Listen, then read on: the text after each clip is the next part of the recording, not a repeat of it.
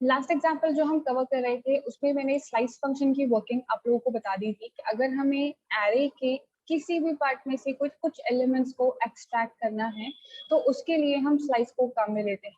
उसी एग्जांपल को मैं कंटिन्यू कर रही हूँ। नेक्स्ट जो मेथड है, नेक्स्ट जो फंक्शन है हमारा, that is splice. Now, as I was saying, next जो हमारा फंक्शन है that is splice function। अब देखिए स्प्लाइस फंक्शन को यूज करके हम काफी सारी वर्किंग इम्प्लीमेंट कर सकते हैं, लेकिन उससे पहले हम बात कर लेते हैं उन मेथड्स की, उन फंक्शंस की जो हमने पहले कवर की थी। देखिए अगर मैं आपसे ये कहूँ कि मुझे एरे के अंदर एक एलिमेंट को इंसर्ट करना है तो यूजुअली क्वेश्चन ये आता है कि कौन सी पोजीशन पे आपको एरे में एलिमेंट इंसर्ट करना है। तो यूजर ने कहा एंड में इंसर्ट कर दो, तो एंड में इंसर्ट करने के लिए हम पुश फंक्शन को काम में ले सकते हैं। अब यूजर ने कहा एंड में नहीं, बिगिनिंग के अंदर एलिमेंट को इंसर्ट करो, तो हम क्या कर सकते हैं, हम अनशिफ्ट फंक्शन को काम में ले सकते हैं, तो हमारा एलिमेंट इंसर्ट हो जाएगा। Same process goes for deletion as well. अगर यूजर कहे कि एंड में से डिलीट करो या बिगिनिंग में से डिलीट करो तो हम पॉप या फिर शिफ्ट फंक्शन को काम में ले सकते हैं।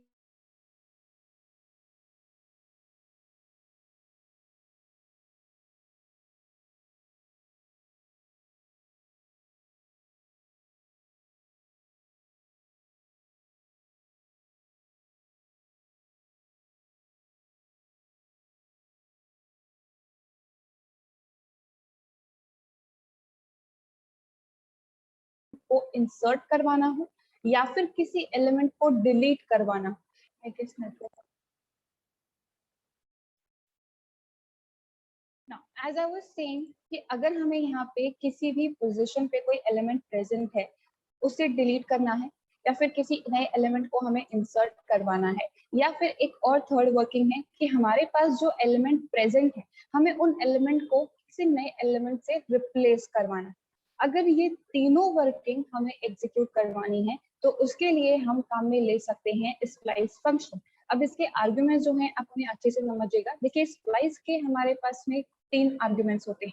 सबसे पहला आर्गुमेंट जो होता है हमारा दैट इज स्टार्टिंग इंडेक्स। अगर हमें इंसर्शन करवाना है, डिलीशन करवाना है या रिप्लेस ऑपरेशन परफॉर्म करवाना है तो कौन सी पोजीशन से हमें वो काम करवाना है। उसके बाद सेकंड आर्गुमेंट आता है यहाँ पे हाउ मेनी डिलीट। अब इस हाउ मेनी डिलीट की वर्किंग जब हम एग्जीक्यूशन से देखेंगे तो आपको बेटर समझ में आएगा, लेकिन अब मैं बता देती हूँ कि ये क्या काम करता है। देखिए मैं ये कह रही हूँ कि मुझे कुछ एलिमेंट्स को डिलीट करना है, तो कितने एलिमेंट्स को आपको डिलीट करना है, एक एलिमेंट, दो एलिमेंट, वो हम स्पेसिफाई कर सकते हैं। अब मैं ये कह रही हूँ कि मुझे कुछ एलिमेंट को इंसर्ट करवाना है, तो इंसर्ट करवाने के केस में आप जो पुराने एलिमेंट है उन्हें डिलीट करवा कर नया एलिमेंट इंसर्ट करवाना है, या पुराने एलिमेंट्स आगे इंडेक्सेस पर शिफ्ट हो जाएं और फिर नया एलिमेंट इंसर्ट हो। तो यहाँ पे हाउ मेनी डिलीट ये बताता है कि हमें किस तरीके का काम करवाना है, कितने एलिमेंट्स को आगे शिफ्ट करना है या डिलीट करवाना है। लास्ट आर्ग्यूमेंट जो है हमारा दैट इज न्यू वैल्यू, मतलब जब एरे में इंसर्शन करेंगे तो कौन कौन सा डेटा हमें एरे के अंदर इंसर्ट करवाना है। अब एक एक करके हम सबसे पहले यहाँ पे फंक्शंस की बात कर लेते हैं। तो देखिए सबसे पहले मैंने यहाँ पे ए नाम का एक एरे क्रिएट कर रखा है, ठीक है, जिसके अंदर 5 वैल्यूज करंटली अवेलेबल है, 10, 20, 40, 65 एंड 32।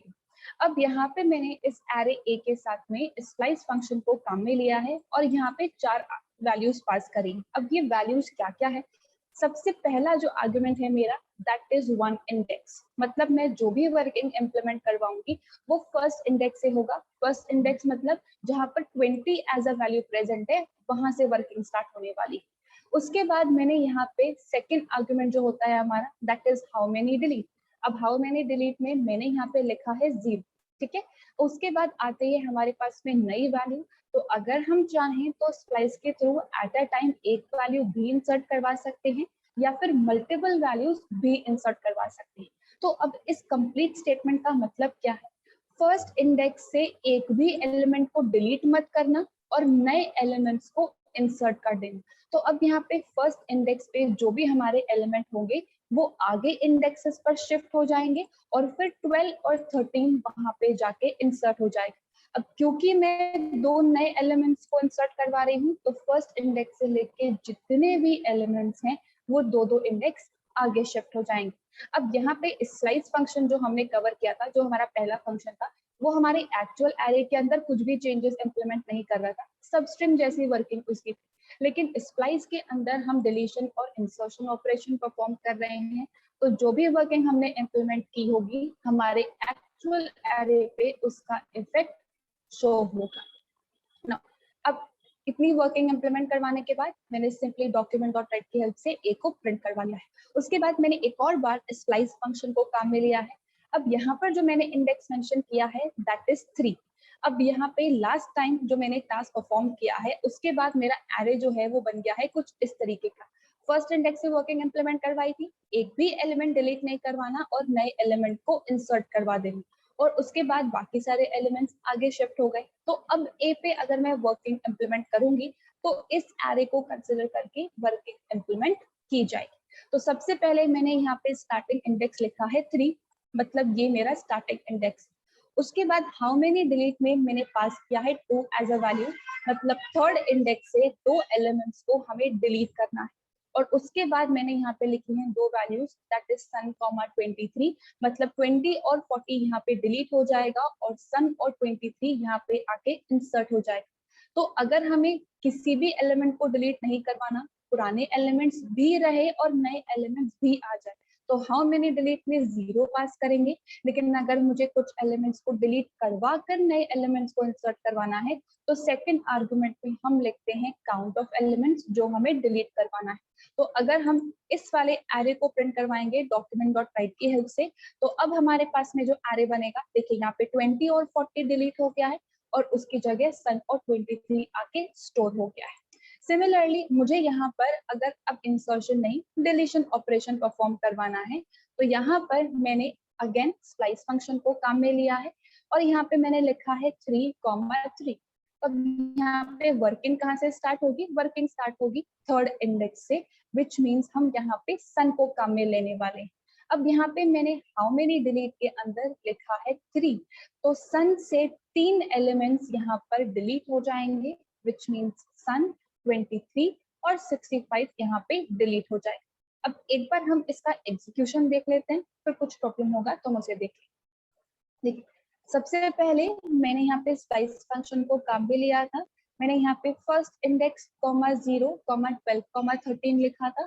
तो फर्स्ट इंडेक्स से 2 एलिमेंट इंसर्ट हुए हैं, बाकी सारे एलिमेंट्स आगे शिफ्ट हो गए। उसके बाद मैंने 3,2 लिखा था और सन 23, तो थर्ड इंडेक्स से 2 एलिमेंट्स डिलीट हो चुके हैं और बाकी 2 नए एलिमेंट इंसर्ट हो गए। उसके बाद मैंने यहाँ पे लिखा था 3,3, तो थर्ड इंडेक्स से 3 एलिमेंट्स यहाँ पे डिलीट हो गए हैं और हमारे पास 32 जो है वो ऑटोमेटिकली पहले वाले इंडेक्स पे शिफ्ट हो गया है। तो बिगिनिंग और एंड से अगर काम करवाना है तो शिफ्ट अनशिफ्ट पॉप और पुश, और अगर बीच के किसी पोजीशन पे हमें किसी भी तरीके की वर्किंग इंप्लीमेंट करवानी है तो हम वहां पे स्प्लाइस फंक्शन को काम में ले सकते हैं। अब यहाँ पे मैंने जो असाइनमेंट प्रिपेयर किया है उसमें स्प्लाइस से रिलेटेड एक क्वेश्चन है, लेकिन थ्योरी एग्जाम के अंदर भी स्लाइस और स्प्लाइस को एक्सप्लेन करने के लिए कभी कभी पूछ लिया जाता है। 2 या 3 मार्क्स के अंदर ही क्वेश्चन आता है, तो सिंटेक्स विद एग्जाम्पल आप मेंशन कर सकते हो जैसे कि मैंने यहाँ पे किया है। अब फंक्शन के किसी भी एग्जीक्यूशन में, किसी भी स्टेटमेंट में कुछ भी कंफ्यूजन?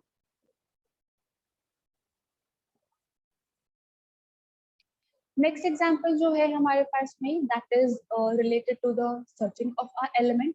अगर हमें ये पता लगाना है कि एरे के अंदर कोई एक स्पेसिफिक एलिमेंट एग्जिस्ट करता है या नहीं, तो यूजुअली हम लोग क्या करते हैं, लीनियर सर्चिंग इंप्लीमेंट करते हैं। 0 से लेंथ -1 तक का लूप चलाते हैं, फिर i इक्वल्स टू j करके चेक करते हैं। अगर वो प्रेजेंट है तो उसका लोकेशन यानी कि इंडेक्स प्रिंट करवा देते हैं, नहीं है तो एरर मैसेज आता है that element does not exist. तो सिमिलर टाइप की वर्किंग अगर हमें इम्प्लीमेंट करनी है तो यहाँ पर हमारे पास में 2 फंक्शंस अवेलेबल है, एक है इंडेक्स ऑफ फंक्शन और एक है लास्ट इंडेक्स ऑफ फंक्शन। अब ये एग्जैक्टली में बिल्कुल वैसे ही है जैसे कि आपने आई गेस जावा के अंदर कवर किया है। तो सबसे पहले same as all the examples HTML head body और स्क्रिप्ट टैग को मैंने स्टार्ट कर दिया है और यहाँ पे मैंने बी नाम का एक एरे क्रिएट किया है जिसके अंदर मैंने यहाँ पे कुछ कंट्रीज की नेम स्टोर करवा रखे, India, Germany, Monaco, Fiji and again Monaco को मैंने यहाँ पे स्टोर करवाया है। सबसे पहले जो यहाँ पे वर्किंग है that is using index of function.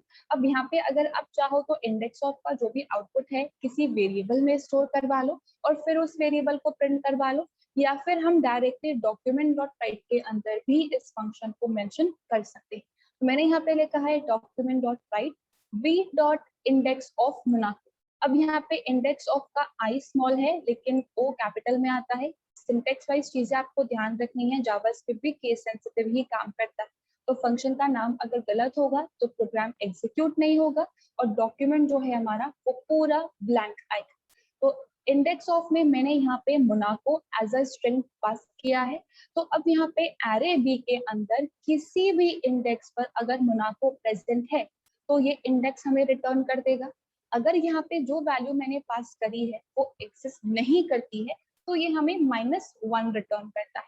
अब यहाँ पे मोनाको जो है वो 2 बार प्रेजेंट है, एक सेकंड इंडेक्स पे और ये फोर्थ इंडेक्स पे। तो यहाँ पर हमारे पास में सिर्फ पहली अकरेंस जो होती है वो रिटर्न होगा, यानी कि पहली बार जब ये स्ट्रिंग मिली है सिर्फ उसका पोजीशन रिटर्न होगा। तो यहाँ पे सिर्फ हमारे पास में सेकंड एज आउटपुट आएगा। अब मुझे सेकंड के बाद भी पता लगाना है, तो अगर हम चाहें तो यहाँ पे स्टार्ट इंडेक्स को यूज करके भी वर्किंग इम्प्लीमेंट करवा सकते हैं।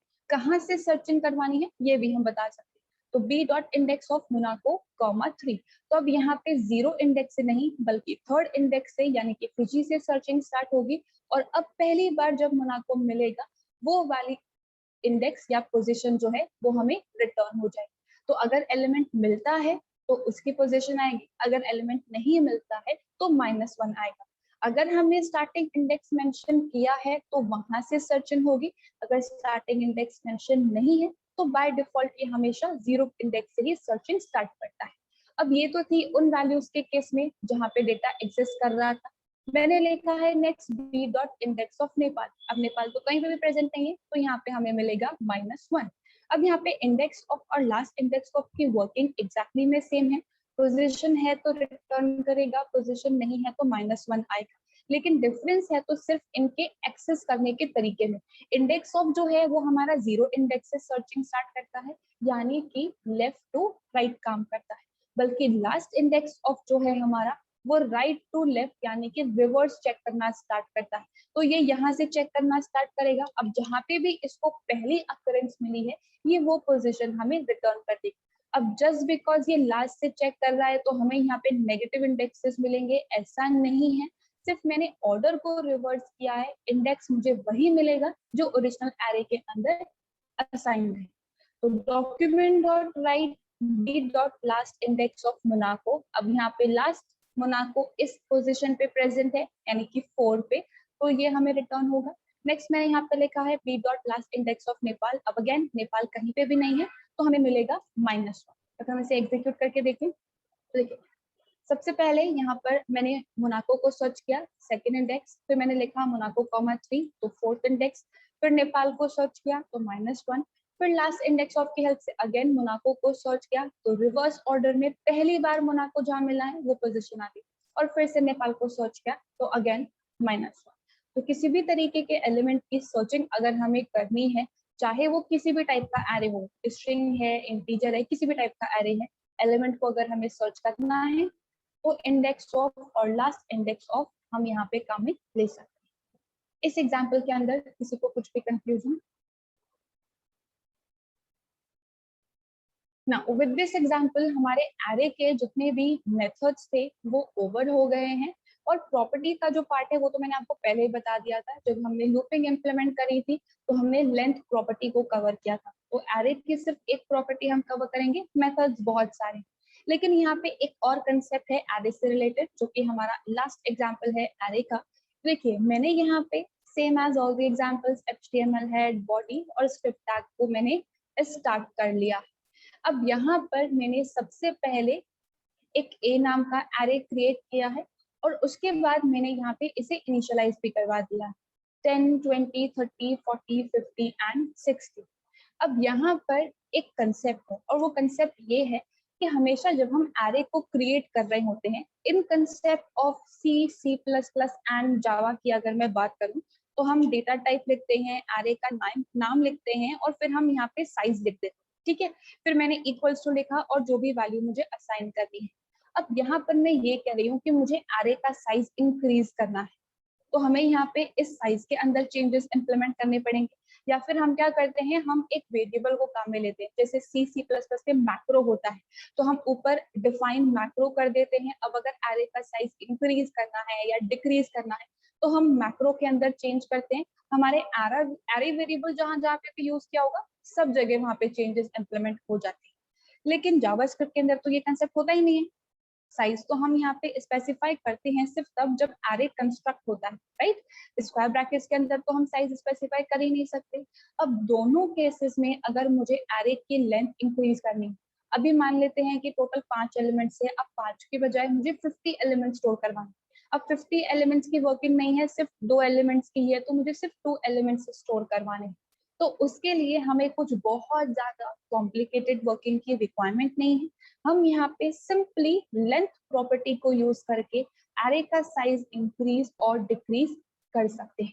जैसे कि मैंने कहा, एरे ए मैंने क्रिएट किया है और इसे मैंने इनिशियलाइज भी कर दिया है। 10, 20, 30, 40, 50, 60 मैंने यहाँ पे वैल्यू असाइन करवाई। अब यहाँ पे मुझे 6 इंडेक्सेस की रिक्वायरमेंट नहीं है, भाई 6 एलिमेंट्स है तो मेमोरी भी उसके अकॉर्डिंग ऑक्यूपाई होगा। सिर्फ 2 एलिमेंट है और उनको यूज करके ही काम हो जाए, तो मुझे इस एरे की लेंथ को डिक्रीज करना है। तो सिंपली यहाँ पे हम लिख सकते हैं एरे का नाम dot length is equals to 2। तो अब यहाँ पे होगा क्या, जितने भी इंडेक्सेस हैं वो ऑटोमेटिकली एरे में से रिमूव हो जाएंगे और सिर्फ 2 लेंथ यानी कि फर्स्ट 2 इंडेक्स हमारे पास में रह जाएगा। तो अगर मैं यहाँ पे लिखूंगी डॉक्यूमेंट डॉट टाइप ए, तो सिर्फ 10 और 20 मेरे पास में आउटपुट आएगा। अब सिमिलरली मुझे अगर एरे की लेंथ को इंक्रीज करना है, तो सेम कंसेप्ट है, एरे का नाम dot length is equals to 7। तो यहाँ पे लास्ट टाइम क्योंकि मैंने एरे की लेंथ को 2 कर दिया था, तो ये सारे एलिमेंट्स मेरे लॉस्ट हो गए थे, तो सिर्फ 10 और 20 यहाँ पे बचा था। तो जब भी हम यहाँ पे एरे की लेंथ को इंक्रीज करते हैं, तो हम यहाँ पे एलिमेंट को असाइन नहीं कर रहे, सिर्फ हमने लेंथ को इंक्रीज किया है। तो कभी भी अगर हम कोई एक ऐसा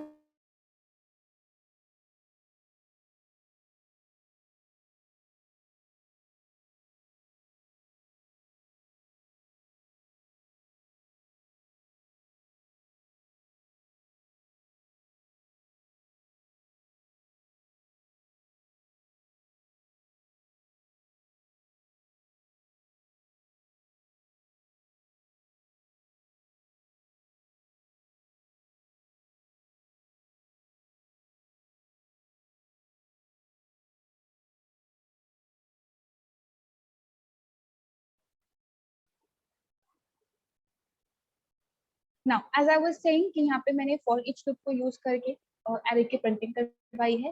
तो फॉर वैल ऑफ ए, अब एरे ए के अंदर जितने भी एलिमेंट्स है, एक एक करके वो सारे एलिमेंट इस वैल वेरिएबल के अंदर आएंगे, जो हमारा काउंटर वेरिएबल है। और सिंपली मैंने लिख दिया है यहाँ पे डॉक्यूमेंट डॉट राइट वैल और br टैग से उसे कंबाइन करवा दिया है। तो यहाँ पे मैंने दोनों एलिमेंट्स को एक साथ प्रिंट करवाया और यहाँ एक एक करके सारे एलिमेंट को प्रिंट करवाया। तो आउटपुट को देखिए, हमारा जो आउटपुट है बिल्कुल जैसे मैंने आपको बताया उसी तरीके से आएगा। सबसे पहले एरे ए की लेंथ को मैंने डिक्रीज कर दिया था, तो बाकी सारे एलिमेंट्स लॉस हो गए और एरे की लेंथ सिर्फ 2 रह गई, तो 2 एलिमेंट्स बचे। उसके बाद मैंने एरे की लेंथ को इंक्रीज किया, तो यहाँ पे 10 और 20 तो एज इट इज रहा है और बाकी जो इंडेक्सेस है हमारे, उन सभी पे अनडिफाइंड आके स्टोर हो गया।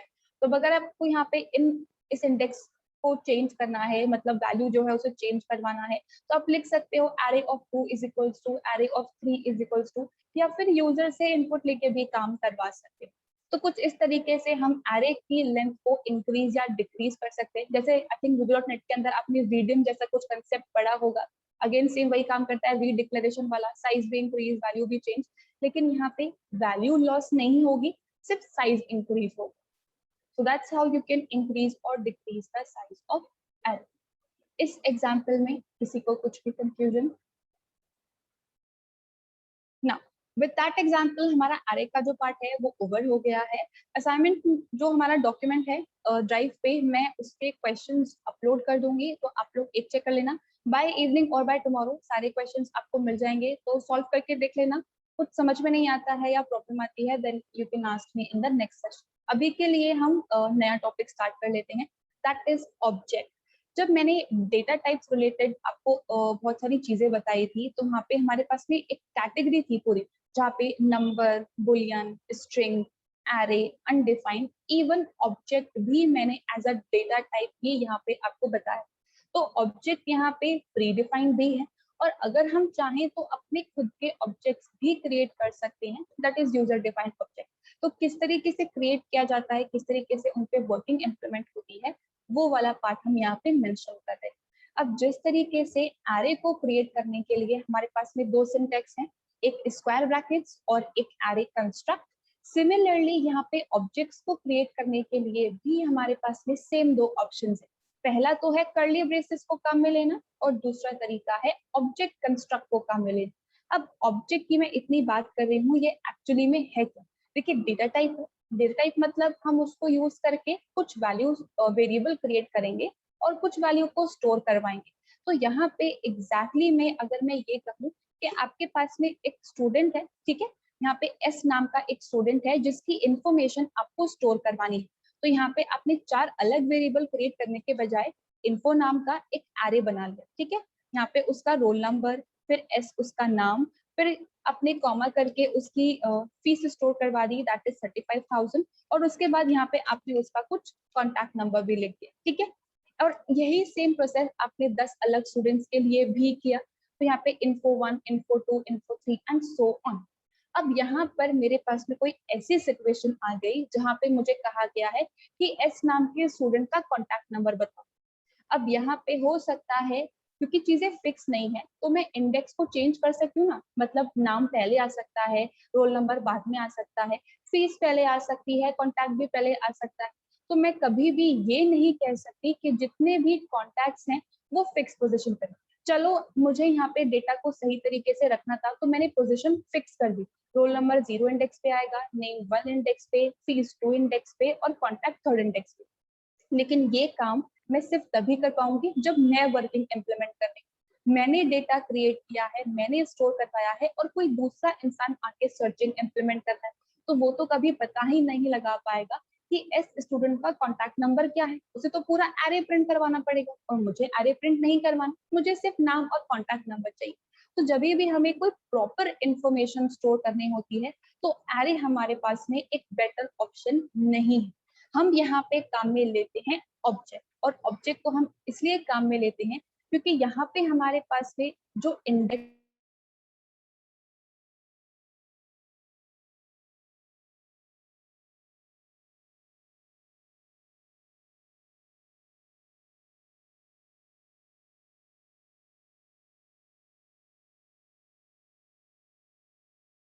गड़बड़ हो सकता है। तो यहाँ पर हम ऑब्जेक्ट को क्रिएट करते हैं। ऑब्जेक्ट यहाँ पे जितना भी डेटा है वो की वैल्यू के पेयर के फॉर्म में स्टोर करता है। अब आप सब लोगों ने पाइथन पढ़ी हुई है, और पाइथन के अंदर डिक्शनरी का एक कंसेप्ट, तो एग्जैक्टली पाइथन के अंदर जो डिक्शनरी होती है और जावा के अंदर जो कलेक्शन ऑब्जेक्ट होता है, राइट, तो उसी तरीके की वर्किंग यहाँ पे है हमारे पास में जावा स्क्रिप्ट के ऑब्जेक्ट्स की। ये वो ऑब्जेक्ट नहीं है जो आपने क्लासेस के साथ में पढ़े हैं, ठीक है, इट इज डिफरेंट। ये पाइथन के डिक्शनरी और जावा के कलेक्शन ऑब्जेक्ट से सिमिलर है। तो जिस तरीके से एरे का इंडेक्स और उसकी वैल्यू होती है, सिमिलरली यहाँ पे ऑब्जेक्ट के भी इंडेक्सेस और उनकी वैल्यू होती है। जितने भी हमारे पास में इंडेक्सेस होते हैं, हम उन्हें या तो की कहते हैं या फिर प्रॉपर्टी कहते हैं, और हर एक इंडेक्स पे जो वैल्यू प्रेजेंट है उसे तो वैल्यू कह के ही रिप्रेजेंट किया जाता है।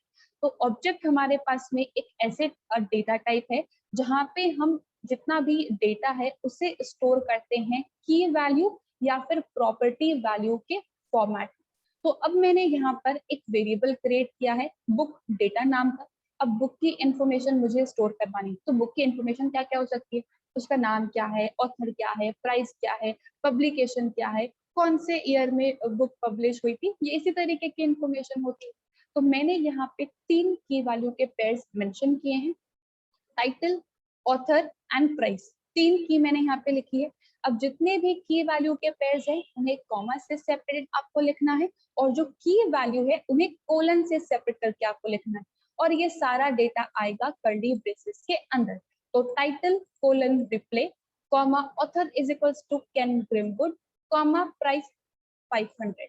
अब यहाँ पर जो हमारे इंडेक्सेस हैं उन्हें हमें कोट्स के अंदर मेंशन नहीं करना होता है, सिर्फ हमारी जो वैल्यू होती है हम उसे कोट्स के अंदर मेंशन करते हैं। अगर वो स्ट्रिंग टाइप की है तो, अगर इंटीजर टाइप की वैल्यू है तो डायरेक्टली मेंशन कर सकते हैं। तो मैंने यहाँ पे एक बुक की इंफॉर्मेशन स्टोर करवाई है बुक डेटा नाम के वेरिएबल के अंदर। तो अब अगर मुझे यहाँ पे सर्चिंग करनी हो, मुझे पता लगाना हो कि बुक का टाइटल क्या है, तो सिंपली बुक डेटा टाइटल लिख दूंगी तो प्रिंट हो जाएगा। सेम कंसेप्ट अगर मुझे स्टूडेंट की इंफॉर्मेशन डिस्प्ले करवानी है तो मैं यहाँ पे इन्फो नाम का एक ऑब्जेक्ट क्रिएट करूंगी और इन्फो के साथ में मैं नेम जो मेरा की है उसको काम में लूंगी तो नेम प्रिंट हो जाएगा। मैं बुक इन्फो के साथ में अगर मैं कॉन्टैक्ट की को काम में लूंगी तो कॉन्टैक्ट नंबर प्रिंट हो जाएगा। तो अब इंडेक्स को यूज करके सर्चिंग इंप्लीमेंट करने के और एरे में जो कॉम्प्लिकेशंस आती हैं वो सारा पार्ट हमारा हम इजीली अवॉइड कर सकते हैं। तो अब एक एक की वैल्यू को कैसे प्रिंट करवा सकते हैं वो वाला पार्ट मैंने यहाँ पे मेंशन किया है। देखिए, अगर मुझे यहाँ पे किसी भी तरीके की ऑब्जेक्ट की प्रॉपर्टी को अगर काम में लेना है, जैसे कि हम एरे की लेंथ प्रॉपर्टी काम में लेते हैं या फिर एरे के फंक्शंस हमने काम में लिए, सॉर्ट हमने काम में लिया, रिवर्स काम में लिया, तो बस एरे का नाम आता था, डॉट आता था और प्रॉपर्टी आ जाती थी। तो सेम कंसेप्ट यहाँ पर भी है। हम यहाँ पे ऑब्जेक्ट का नाम लिखेंगे, डॉट लिखेंगे और हमारे जो प्रॉपर्टी है या जो की है उसका नाम लिखेंगे। तो इस ऑब्जेक्ट के अंदर इस की पर जो भी वैल्यू है वो प्रिंट हो जाएगी। तो डॉक्यूमेंट डॉट राइट के अंदर मैसेज है नेम ऑफ बुक, जिसे मैंने कंबाइन करवाया है बुक डेटा डॉट टाइटल के साथ। तो बुक डेटा ऑब्जेक्ट में टाइटल की जो भी वैल्यू है वो प्रिंट हो जाएगी, दैट इज रिप्ले प्रिंट हो जाएगा followed by br। Same goes for the next statement document dot right author of book, जिसे मैंने कॉन्कैटिनेट करवा दिया है बुक डेटा डॉट ऑथर के साथ। तो बुक डेटा ऑब्जेक्ट में ऑथर की जो भी वैल्यू है वो प्रिंट हो जाएगी। अब जिस तरीके से मैं यहाँ पे यूजर डिफाइंड ऑब्जेक्ट के केस में डॉट काम में ले रही हूँ, सेम कंसेप्ट हम यहाँ पे स्क्वायर ब्रैकेट को यूज करके भी इम्प्लीमेंट कर सकते हैं।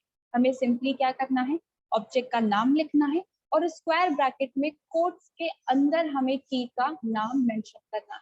तो document dot right price of book is book data और स्क्वायर ब्रैकेट के अंदर कोट्स के अंदर मैंने लिखा है प्राइस। तो अब यहाँ पे तीनों इंफॉर्मेशन जो है हमारी वो प्रिंट हो जाएगी ना। एक बार हम इतना पार्ट एग्जीक्यूट करके देख लेते हैं। देखिए, सबसे पहले तो मेरा ऑब्जेक्ट का क्रिएशन ही है, उसके बाद मैंने मैसेजेस के साथ में सारा डेटा प्रिंट करवाया है। तो name of book replay, author of book Ken Grimwood and price of book is 500। तो जब भी हमें एक्चुअल प्रॉपर इंफॉर्मेशन स्टोर करवानी है तो हम वहां पर ऑब्जेक्ट को क्रिएट करके वर्किंग इम्प्लीमेंट करवा सकते हैं। अब इतने पार्ट में किसी को कुछ भी कंफ्यूजन है